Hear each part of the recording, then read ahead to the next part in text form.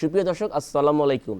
স্বাস্থ্য বিষয়ক অনুষ্ঠান চিকিৎসা সেবাতে আপনাদের সবাইকে আমন্ত্রণ জানাচ্ছি। আমি ডক্টর মোহাম্মদ আসফুজ্জোহা রাজ, মহাসচিব, Bangladesh federation of dental science. আপনারা জানেন, সপ্তাহের এই দিনে আমরা চেষ্টা করি আপনাদের স্বাস্থ্য রক্ষায় নানা সুপরামর্শ দিতে। দর্শক, আজ আমরা কথা বলবো অতি গুরুত্বপূর্ণ দুটি বিষয় নিয়ে। একটি হচ্ছে ডায়াবেটিস, আরেকটি হচ্ছে কিডনিতে স্টোন বা এই ধরনের পাথর যে হয় সে বিষয় নিয়ে। এই বিষয়ে কথা বলতে আমাদের স্টুডিওতে উপস্থিত রয়েছেন দুজন দেশ বরেণ্য চিকিৎসক। আসেন পরিচিত হই। অধ্যাপক এ কে আজাদ খান, সভাপতি, বাংলাদেশ ডায়াবেটিক সমিতি। আরও রয়েছেন ডক্টর মোহাম্মদ রফিকুল ইসলাম, সহযোগী অধ্যাপক, ইউরোলজি বিভাগ, বাংলাদেশ মেডিকেল বিশ্ববিদ্যালয়। আপনাদের দুজনকে স্বাগত আজকে আমাদের আয়োজনে। প্রথমেই স্যার, আমি আপনার কাছে আসতে চাই, এই যে ডায়াবেটিস রোগ বাংলাদেশের প্রেক্ষাপটে খুব কমন একটি রোগ, এই রোগটি আসলে হওয়ার পিছনে কি কি কারণ বলে আপনারা চিহ্নিত করেন? প্রথম কথা হলো, মানে এটা বাংলাদেশেই যে খুব বেশি তা সারা বিশ্বে তাই না, সারা বিশ্বে ডায়াবেটিস এখন একটা মহামারী রূপে দেখা দিয়েছে। তো যে তথ্যটা মানুষের কাছে অত পরিষ্কার নয়, সেটা হলো এই মহামারীর বৃদ্ধির হারটা উন্নত বিশ্বের চাইতে বাংলাদেশের মতো উন্নয়নশীল দেশেই বেশি। আমাদের জীবনযাপন পদ্ধতির যে পরিবর্তন, সেটা উন্নয়নশীল দেশে বেশি হচ্ছে, উন্নত বিশ্বে যা হওয়ার হয়ে গেছে। তো এই যে বর্তমানে অপরিকল্পিত নগরায়ন, জীবনযাপন পদ্ধতির যে পরিবর্তন, তার ফলে মানুষ মুটিয়ে যাচ্ছে, কায়িক পরিশ্রম বলে যাচ্ছে, এবং এইটা যদি বংশগত প্রভাবের সাথে মিলে তাহলে ডায়াবেটিস বেড়ে যায়। প্রধানত দুই রকম ডায়াবেটিস। একটা হলো ইনসুলিন নির্ভরশীল, শুরুর থেকেই তারা ইনসুলিন ছাড়া বাঁচবেই না। আর একটা হলো শুরুতে ইনসুলিন না দিলেও তাদের কন্ট্রোল হয়, ইনসুলিন নির্ভরশীল নয়। টাইপ 1 বৈজ্ঞানিক ল্যাঙ্গুয়েজে বললে টাইপ 1, টাইপ 2। তো টাইপ 2টাই প্রধানত এপিডেমিক, কিন্তু টাইপ 1ও কিন্তু বাড়তেছে, পৃথিবীতেই বাড়তেছে। যদিও আমার দেশে সমস্ত ডায়াবেটিসের শতকরা 5 ভাগের কম। তো এখানে একটি কথা খুব জোর দিয়ে বলছি আমি, সেটা টাইপ 1 ডায়াবেটিসটা হচ্ছে এরকম, তাদের জন্য ইনসুলিন অপরিহার্য, ইনসুলিন ছাড়া তারা বাঁচবেই না। জি জি। তো আমি এই সুযোগে দর্শকদের, আপনাদের কাছেও বলতেছি যে যে জিনিসটা না হলে বাঁচবেই না, সেটা তার তো হিউম্যান রাইট। মানুষের শরীরে অনেক হরমোন আছে, তো সব হরমোন বেঁচে থাকার জন্য অপরিহার্য নয়, সব হরমোনই সম্পূর্ণ সুস্থ থাকার জন্য অপরিহার্য। কিন্তু ইনসুলিন এমন একটি হরমোন, ওটা বেঁচে থাকার জন্যই অপরিহার্য। ইনসুলিন না দিলে টাইপ 1 ডায়াবেটিস মানে কয়েকদিন, কয়েক সপ্তাহ, কয়েক মাসের মধ্যে মারা যাবে। এটা তো একেবারে প্রমাণিত সত্য যে বেড়ে যাচ্ছে আমাদের যে জীবনযাপন পদ্ধতির অশুভ প্রভাব, জীবনযাপন পদ্ধতির অশুভ প্রভাব। দেখুন, আমরা তো বলতে পারি যে নগরায়ন হওয়ার জন্য এগুলো হচ্ছে, তো নগরায়ন কি বন্ধ করা যায়? বন্ধ করা উচিত হবে। সভ্যতা মানে তো নগরায়ন। কিন্তু নগরায়ন হলেই যে সেখানে মানুষের হাঁটার চলায় জায়গা থাকবে না, মানুষ ফাস্টফুড খেতে অভ্যস্ত হবে, শুধু তাই না, ফাস্টফুডকে ভালো খাবার মনে করবে,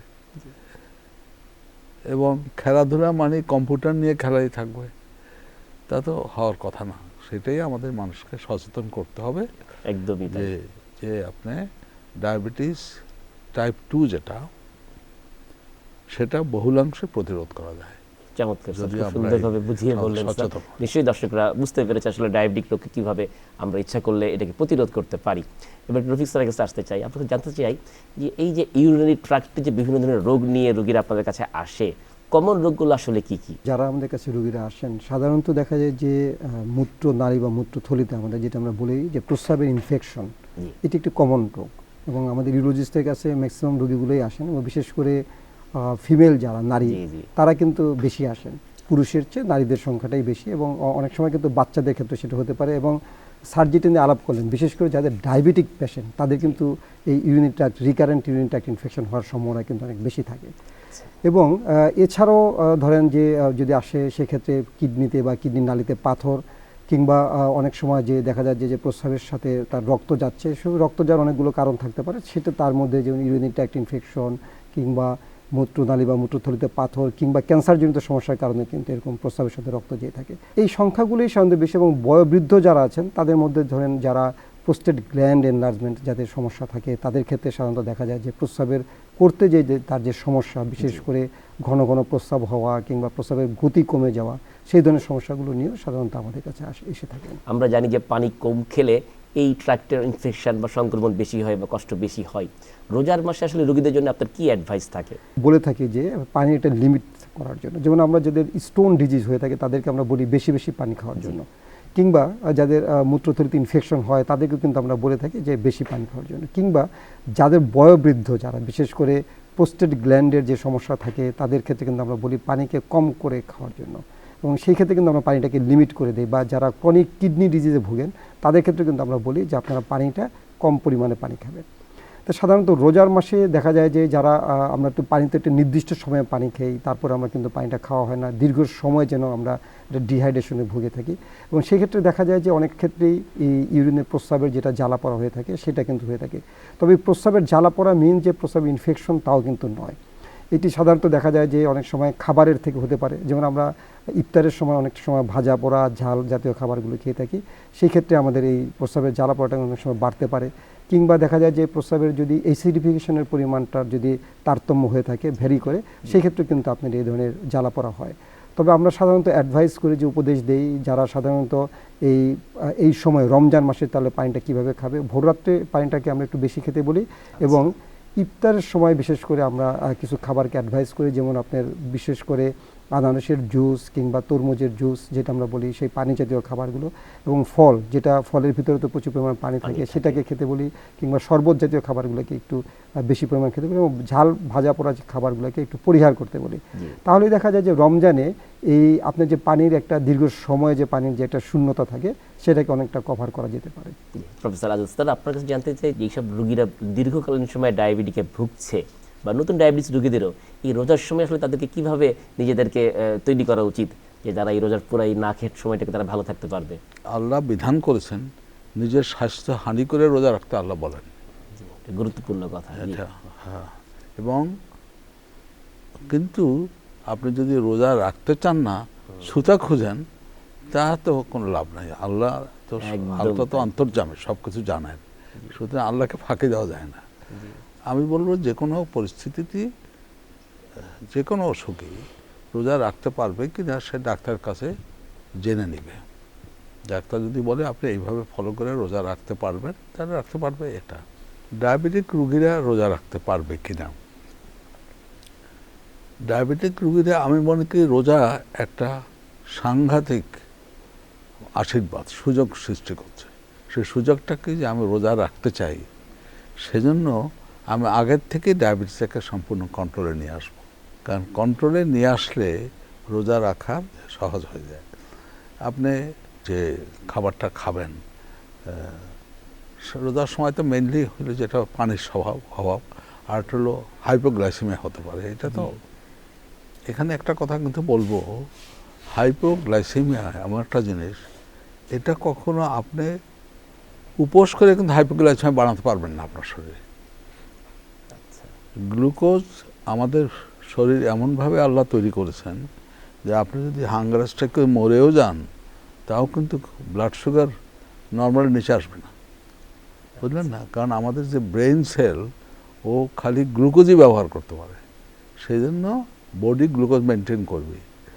হাইপোগ্লাইসেমিয়া হওয়া মানে হাইপোগ্লাইসেমিয়া প্রডিউসিং কোনো ইনফেকশন, যেমন ইনসুলিনোমা, ইনসুলিন প্রডিউসিং টিউমার, সেটা খুবই রেয়ার। আর একটা হলো সে ওষুধ খেয়েছে এবং ঠিক খায় না, এবং বেশি ওষুধ খেয়েছে, বিশেষ করে ইনসুলিন নিয়েছে, তারপর হঠাৎ বেশি ব্যায়াম করে ফেলছে, বুঝলেন না? তো সেই জন্য কাজেই ডায়াবেটিক রোগীরা রোজা রাখতে পারবে কি না সেটা তার ডাক্তার কাছে জেনে নেবে। অধিকাংশ টাইপ 2 ডায়াবেটিস রোগী যদি কোনো জটিলতা না থাকে সে রোজা রাখতে পারে। বরং আমি যেটা বললাম, এটা তার জন্য একটা বিশাল সুযোগ যে ডায়াবেটিসকে সে আগের থেকে কন্ট্রোল করে আনবে, যাতে রোজা রাখতে তার কোনো অসুবিধা না হয়। সুন্দরভাবে বলেছেন। এই বিষয়ে আরেকটু জানতে চাই যে যারা এই যে ইনসুলিন নিচ্ছে বা ওষুধ খায়, অনেক সময় ডাক্তারের পরামর্শ ছাড়া তারা এই রোজার সময় এই ডোজটাকে নিজেরাই অ্যাডজাস্ট করে নেয়। আর সেটা তো আসলে হলো এই তাকে বিষয়ে- যদি ঠিকমতো প্রশিক্ষিত হন, জি, সুশিক্ষিত হন ডায়াবেটিস সম্বন্ধে, তাহলে সে করতে পারবে তো অ্যাডজাস্ট। আচ্ছা, কারণ সেটাই তো উদ্দেশ্য। জি, অ্যাকচুয়ালি এখন ডায়াবেটিক লোক সে নিজের ডাক্তার হয়ে যেতে পারতে হবে, যদিও এখন ডাক্তারের সুপারভিশনে থাকবে। এখানে একটা কথা বলতেছি যে চিকিৎসা ব্যবস্থাটা আমূল পরিবর্তন হয়ে যাচ্ছে।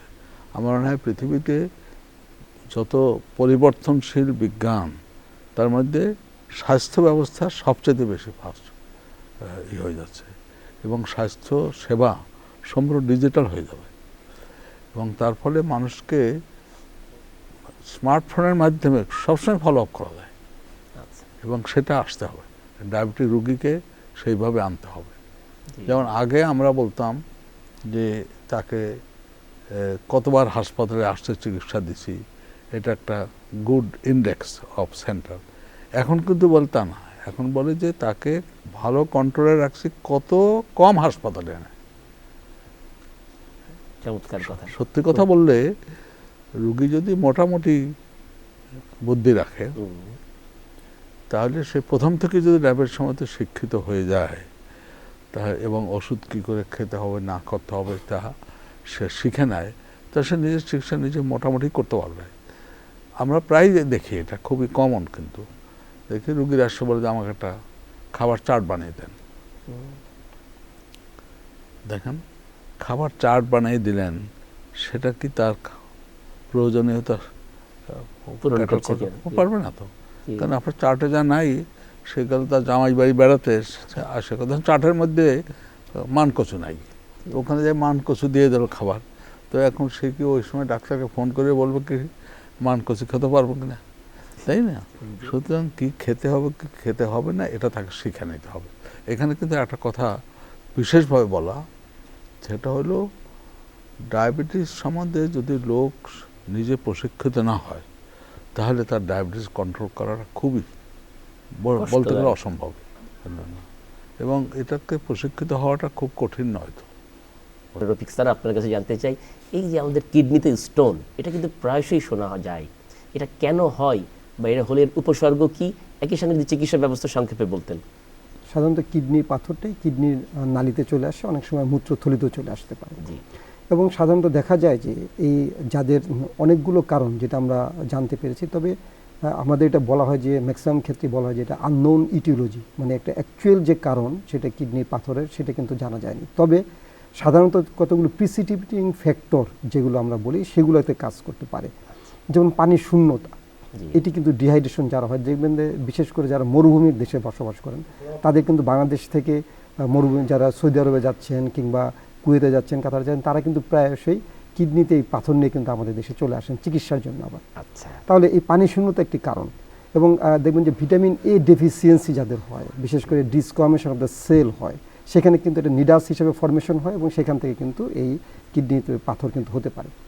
তারপর দেখবেন যারা লং টার্ম বেড ইয়েতে থাকেন, যারা বিছানায় পড়ে থাকেন, যেমন স্ট্রোকের রুগী, তাদের ক্ষেত্রে কিন্তু এই ধরনের পাথর হতে পারে, কিংবা ইউরিনারি ট্র্যাক্ট ইনফেকশন, এটা একটা ওয়ান অফ দ্য কজ, এবং সেখানে কিন্তু এই ধরনের পাথর হতে পারে।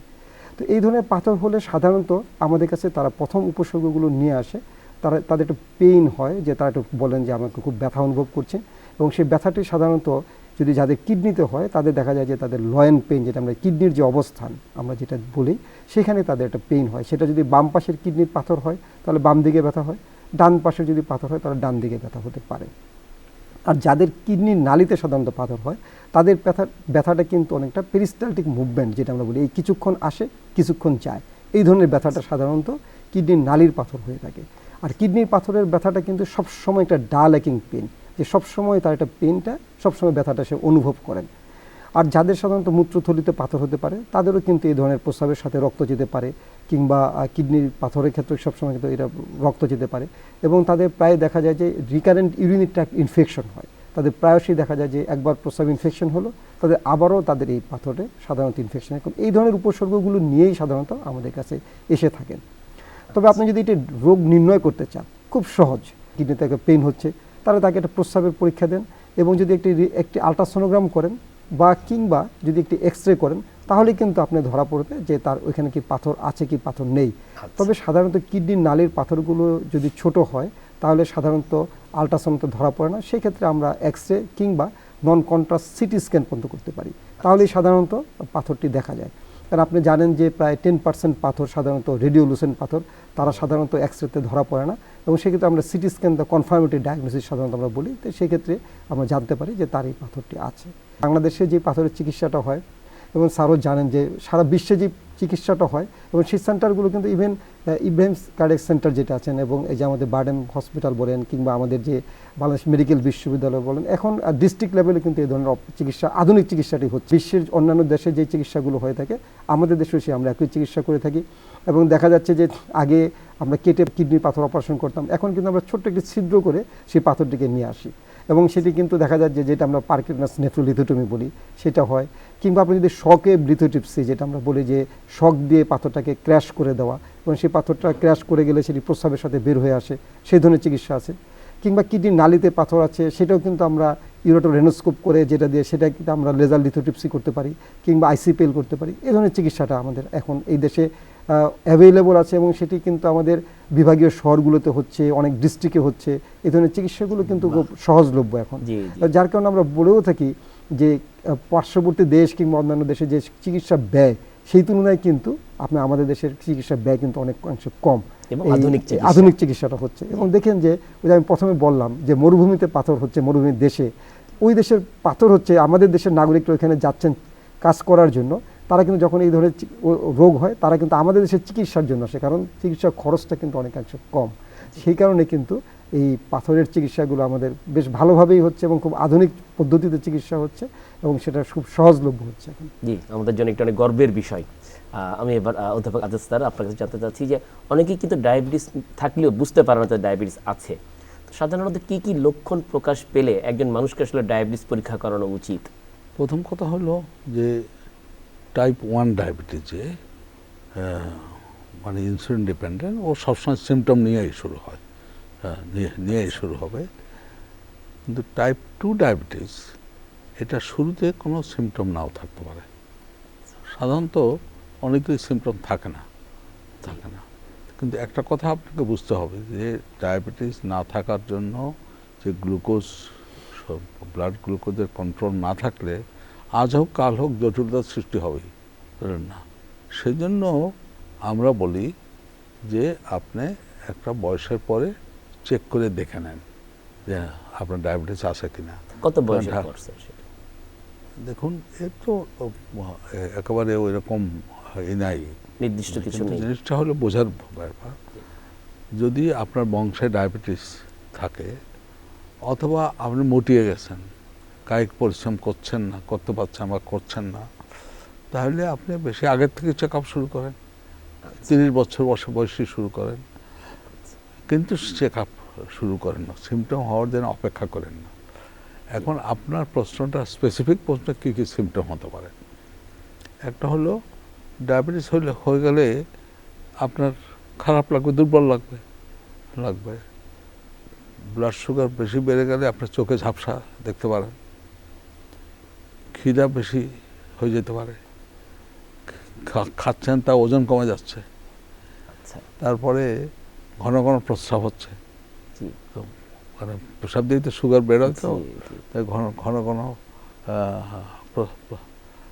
প্রস্রাব হয়ে যাচ্ছে, কোনো জায়গায় কেটে গেলে ঘাস শুকাতে চাচ্ছে না, সহজেই ইনফেকশন হয়ে যায়, বুঝলেন না। এই জাতীয় সিমটমই প্রধানত। তো জটিলতা তো হলে পরে ডায়াবেটিস এমন রোগ যে শরীরের সব অঙ্গ প্রত্যঙ্গকেই আক্রান্ত করে, যেন এটা তো শরীরের বেসিক প্রসেসকে এফেক্ট করছে। আমাদের বডির সেলের মেইন ফুয়েল তো গ্লুকোজ, তাই না? আমরা যাই খাই না গ্লুকোজে কনভার্ট হয়ে তো সেল ব্যবহার করে। এর মধ্যে 2টা টিস্যু আছে, তারা তো ওই খালি গ্লুকোজ, ব্রেন সেল আগেই বলছিলাম। হার্ট মাসেলও প্রধানত গ্লুকোজ, যদিও অন্য ফুয়েলও ব্যবহার করতে পারে। তো সেজন্য আপনার এই বিভিন্ন দেখে করবেন। কিন্তু যে কথাটা আমি আমার দর্শক বন্ধুদের উদ্দেশ্যে বলছি যে ডায়াবেটিস আছে কিনা চেক আপ করা তো খুবই সোজা, এটা তো কোনো কমপ্লিকেটেড না, খরচ বহুলও না। আপনি হাঁটতে যাচ্ছেন পার্কে, ওখানেও দেখবেন যে লোক বসে আছে টেবিল পাতে বসে জি, জি। গ্লুকোজ ব্লাড সুগার দেখে দেবে সাথে একদম তাই, জি। সাথে সাথে। কাজেই ব্লাড সুগার দেখেই তো এটা বোঝা যাবে যে আসলে তার ডায়াবেটিক হয়েছে কি হয়নি। খুব ভালো বলেছেন, দর্শক নিশ্চয়ই উপকৃত হয়েছেন। রফিক স্যার, আপনার কাছে একটু সর্বশেষ জানতে চাচ্ছি, এই ইউরিনারি ট্র্যাক্ট বা মূত্রনালী ভালো থাকার জন্য আসলে কি কি অভ্যাস গড়ে তোলা উচিত? এই ধরনের ক্ষেত্রে সাধারণত বিশেষ করে যারা কিডনি এবং কিডনিতে যাদের এফেক্ট হয় তাদের ক্ষেত্রে প্রথম হলো যে পানির একটি পানিটা যেন নিয়মিত নিয়মিত পরিমাণে নির্দিষ্ট পরিমাণে পানি পান করা, এবং ব্যথানাশক ঔষধ যেটি আছে সেটাকে আমরা বলি যে পরিহার করা, এবং প্রোটিন জাতীয় খাবার যেটা আছে, যাদের বিশেষ করে ক্রনিক কিডনি ডিজিজ আছে তাদেরকে বিশেষ করে তাদের ক্ষেত্রে প্রোটিন জাতীয় খাবারকে রেস্ট্রিক্টেড করা এবং পরিমিত পরিমাণে প্রোটিন জাতীয় খাবার খাওয়া। এবং সবচেয়ে বড় কথা যেটি আমরা দীর্ঘক্ষণ যেটি নিয়ে আলোচনা শুনছি, বিশেষ করে যাদের ডায়াবেটিক্স আছে, ডায়াবেটিক্সকে কন্ট্রোল করা। আপনি যদি ডায়াবেটিক্সকে কন্ট্রোল না করেন তাহলে কিন্তু chronic kidney disease, renal failure, then kidney transplantation. সুতরাং এটি একটি মরণব্যাধি রোগ, সুতরাং সেটিকে কিন্তু আপনাকে প্রথম থেকেই কন্ট্রোল করতে হবে। এবং অবশ্যই, বিশেষ অবশ্যই। করে যাদের উচ্চ রক্তচাপ আছে জি, জি। তাদেরকে আমি বলবো অবশ্যই যেন উচ্চ রক্তচাপটা যেন কন্ট্রোল থাকে, Control তাহলে কিন্তু আপনার এই ধরনের যারা ডিজিজগুলো হয়ে থাকেন, যে রোগগুলো হয়ে থাকেন, জি। সেখান থেকে কিন্তু আপনি অনেকাংশেই পরিত্রাণ পাবেন। চমৎকার চমৎকার। স্যার, একই প্রশ্ন আপনার কাছে, ডায়াবেটিক নিয়ন্ত্রণ রাখার জন্য আসলে আমাদের কি করা উচিত? ডক্টর ইব্রাহিম একটা লাইন উচ্চারণ করেছিলেন, 3D, জি, বুঝলেন না? ওনার সেই অমোঘ মানে যে ডায়েট, ড্রাগ, ডিসিপ্লিন, উল্টা করেও বলতে পারেন, discipline, diet, drug. Diabetes control, সব ডায়াবেটিসই কন্ট্রোলেবল। এবং এখানে একটা কথা বলা দরকার যে যেরকম আমরা প্রিভেনশন বললাম, আপনি যদি সব প্রিভেনশন প্রক্রিয়া মেনে চলেন, তা সত্ত্বেও কিছু লোকের ডায়াবেটিস হবে কিন্তু, কারণ যদি আপনার জেনেটিক ফ্যাক্টর খুব স্ট্রং থাকে তাহলে তাদের ডায়াবেটিস হবে। কিন্তু সেক্ষেত্রে ডায়াবেটিসে কন্ট্রোলে রাখলে আপনি কিন্তু সুস্থ স্বাভাবিক জীবন যাপন করতে পারবেন, যদিও সেটা কিছুটা ব্যয়বহুল।